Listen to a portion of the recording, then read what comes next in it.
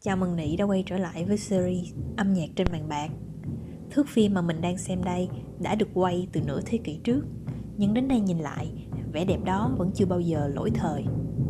Và chủ đề tuần này của mình sẽ là nhạc phim của tác giả đằng sau những thước phim này, đạo diễn Akira Kurosawa.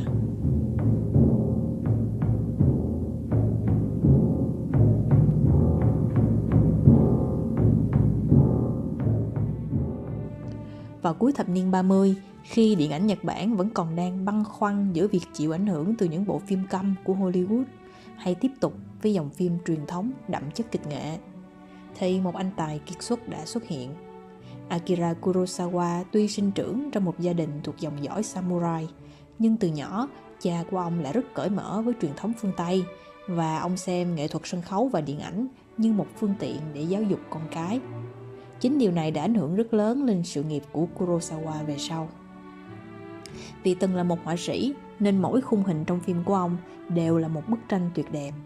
Và còn hơn cả thế, trong cái đẹp đó còn có sự chuyển động của gió, của mưa, của lửa, của tuyết.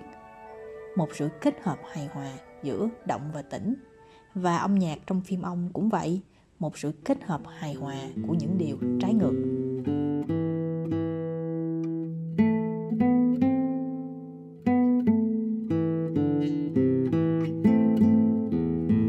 Vào cuối những năm 40, thay vì sử dụng âm nhạc theo thủ pháp, nhạc nền bổ trợ cho hành động, ví dụ như cảnh buồn sẽ đi cùng nhạc buồn như cách làm phim truyền thống, Kurosawa lại bắt đầu sử dụng âm nhạc như một đối âm cho nội dung cảm xúc của cảnh quay. Cảm hứng cho sự đổi mới này đến từ một bi kịch gia đình. Khi nhận được tin về cái chết của cha mình vào năm 1948, Kurosawa lang thang vô định trên các con phố ở Tokyo và đột nhiên bất ngờ nghe thấy một bài hát vui vẻ. Nỗi buồn đó càng bị nhân lên thay vì vơi bớt. Phản ứng này đã khiến ông phải vội vàng bỏ chạy để trốn tránh âm thanh đó. Sau đó, khi làm việc với nhà soạn nhạc Fumio Hayasaka cho những bộ phim trắng đen đầu tay, ông đã đề nghị sử dụng thủ pháp này để làm nhạc nền cho những cảnh bi kịch. Ví dụ như trong Drunken Angel, bản nhạc guitar nhẹ nhàng lại được dùng làm nhạc nền châm biếm cho cảnh nhân vật xã hội đen Matsunaga đang trong tình cảnh tồi tệ nhất của cuộc đời.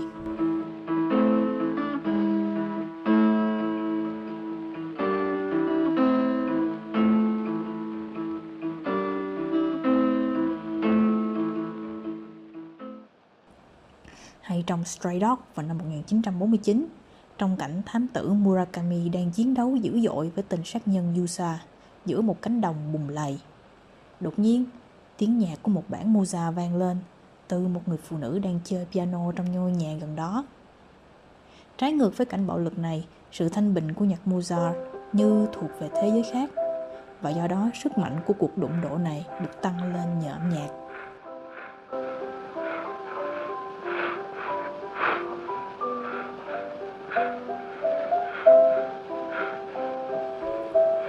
Không chỉ giới hạn trong âm nhạc, Kurosawa còn tạo sự tương phản qua âm thanh.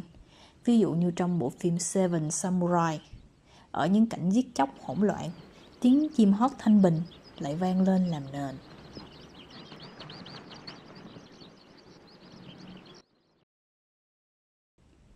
Sống trong một thời kỳ nhiều biến động, điện ảnh của Kurosawa là sự chuyển đổi giữa trắng đen và màu sắc. Ông tạo ra những thước phim trắng đen rung động lòng người và cũng vẽ nên những bức tranh màu đẹp đến ngỡ ngàng. Dù là cổ điển hay hiện đại, ông đều có thể đạt đến sự cân bằng.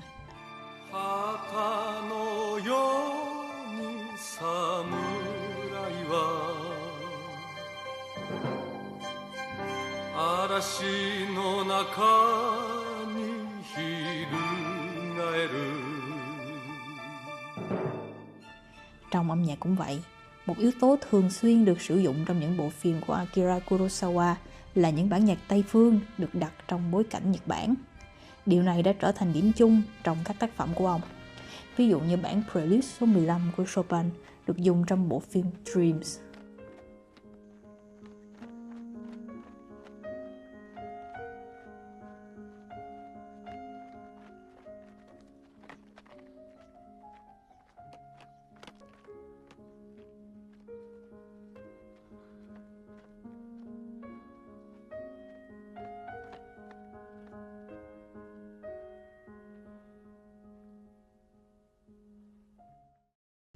Có lẽ chính vì sự tham chiếu này mà các tác phẩm của Kurosawa đôi khi bị cho là không đủ tính Nhật Bản.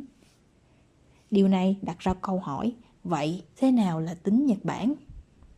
Với Kurosawa, điểm mấu chốt là văn hóa luôn luôn biến động, đặc biệt ở Nhật Bản. Vào những năm 1930, các nhạc sĩ Nhật đã bắt đầu chuyển hướng quay lại các hình thức âm nhạc truyền thống, như cách mà nhà soạn nhạc Fumio Hayasaka đã hợp tác cùng Kurosawa để kết hợp nhạc phương Tây với âm nhạc truyền thống Nhật Bản trong những tác phẩm thời kỳ đầu. Ví dụ như trong Rashomon là sự kết hợp giữa âm nhạc Nhật Bản và giai điệu bolero theo phong cách của Ravel.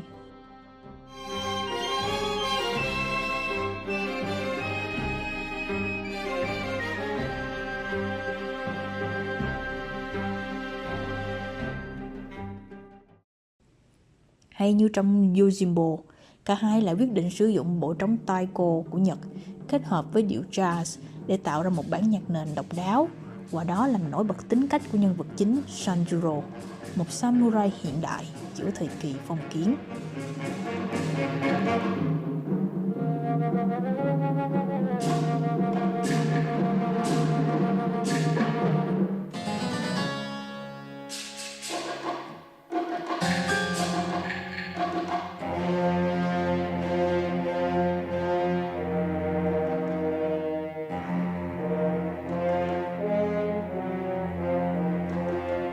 Sự lựa chọn âm nhạc này cũng phản ánh chính thời đại của Kurosawa về một Nhật Bản đang đứng giữa truyền thống và hiện đại, giữa bản sắc dân tộc và ảnh hưởng từ văn hóa ngoại quốc. Âm nhạc trở thành công cụ thể hiện sự phức tạp của nền văn hóa Nhật Bản, là cuộc đối thoại đầy ý nhị giữa Đông và Tây. Trong một tác phẩm khác là Drunken Angel, Kurosawa sử dụng giai điệu nhạc jazz để thể hiện cảm xúc u uất của nhân vật Matsunaga, một tay gangster phải đối mặt với bệnh tật và cuộc đời tội lỗi. Ông đã biến nhạc jazz, một biểu tượng văn hóa phương Tây, thành một yếu tố đại diện cho sự xuống cấp, mất mát trong bối cảnh Nhật Bản thời hậu chiến. Không ngạc nhiên khi nhạc jazz trong phim ông thường đi kèm với các cảnh về tội phạm, suy đồi, nhằm phản ánh sự kháng cự ngầm đối với ảnh hưởng của nước Mỹ trong xã hội Nhật sau chiến tranh. Âm nhạc như lời kể lại của một Nhật Bản mất phương hướng giữa dòng chảy văn hóa. Để đáp lại những chỉ trích về việc chưa đủ tính Nhật Bản, ông vẫn kiên định rằng văn hóa là một dòng chảy linh hoạt và nghệ thuật cần phải phản ánh được sự linh hoạt ấy. Ông không ngần ngại sử dụng âm nhạc phương Tây trong các tác phẩm của mình, và ông không dừng lại ở việc mượn nhạc mà luôn biết cách Nhật Bản hóa nó, biến âm nhạc trở thành ngôn ngữ của riêng mình để phù hợp với văn hóa và câu chuyện mà ông đang kể. Ông không để âm nhạc bị giới hạn bởi biên giới địa lý hay những ý niệm truyền thống. Thay vào đó, ông sử dụng âm nhạc như một cầu nối, một công cụ để truyền tải thông điệp về con người, xã hội và cả bản thân ông trong dòng chảy lịch sử.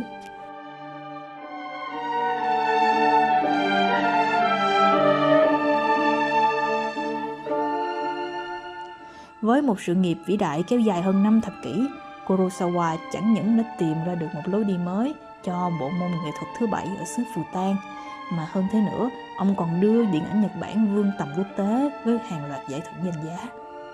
Tuy vậy, cuộc đời người đạo diễn này cũng lắm lúc thăng trầm.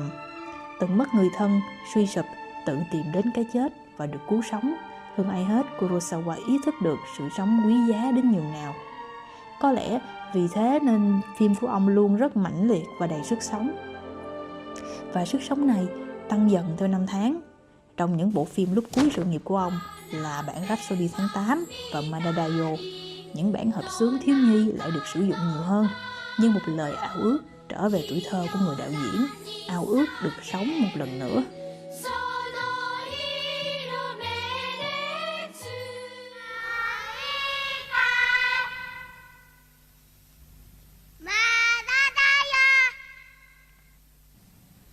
Và một ví dụ khác là minh chứng rõ ràng nhất cho khát vọng sống này là nhân vật Kanji Watanabe trong bộ phim Ikiru.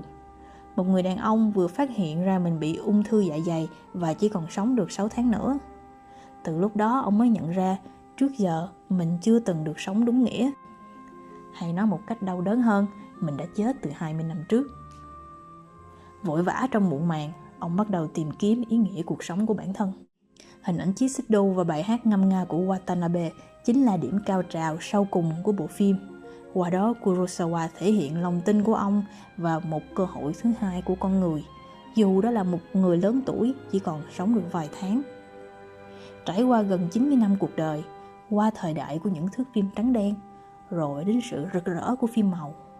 Cũng như nhân vật của mình, Kurosawa đã chấp nhận sự chuyển động không ngừng của thời gian, trân trọng sự vô thường đẹp đẽ của cuộc đời và đưa điều đó vào điện ảnh. Suy cho cùng, điều quan trọng nhất không phải là tương lai nơi cái chết đón đợi, mà lại ở chính giây phút hiện tại, nơi mình đang sống. Cuộc đời này mới ngắn ngủi làm sao.